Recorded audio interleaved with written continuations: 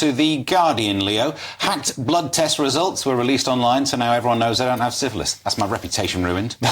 So the records on 300 million patient interactions with the NHS have been stolen in a Russian hack. So 300 million patient interactions might not mean 300 million patients' details have been stolen, but they're saying it includes the results of blood tests for HIV and cancer. So, you know, quite personal stuff.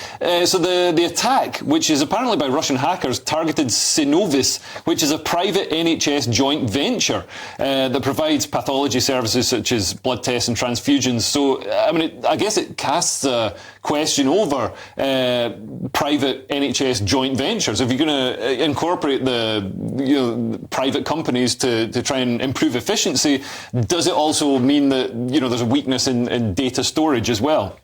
Well, what you should have is a standard that they have to meet if they want to partake of this interaction. But it's the NHS. Weren't they hacked because they were still running Windows XP 5 years ago? That's what I'm thinking. They need a hacker to get in there, sort their systems out. Hackers are quite logical. Get it running more efficiently. Yeah. Don't you think that's what they need? They might have done this because all of this data is now available online.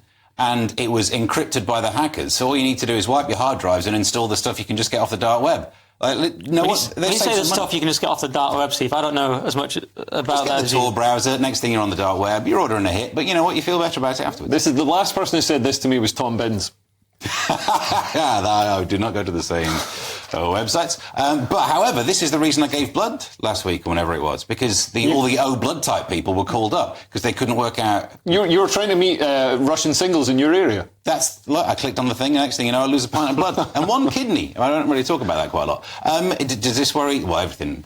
Health-wise, this has got to worry you, Nick, hasn't it? Well, it is. Is this sort of part of the total war that Russia engaged in? I do feel like they've sort of got the jump on us in some ways. You know, Russia's ready for every type of war. They're allegedly poisoning people. I got worried for a second that Putin's going to get me. They're totally not poisoning anyone. But, you know, there's like cyber, it's hacking the NHS. I mean, who'd have think of hacking the NHS? It's falling apart anyway. Putin's like, just give it a little push. You know what I mean? Like, they think of everything. Normal war, they just do them all. And so, you know, we need to fight Russia on all fronts. What's their health service? Can we hack it or something? I don't think they've got one. That's part of their strength, is by not treating anybody for illnesses, they make it very hard to hack the health service. Yeah, that's good. Good point, well made.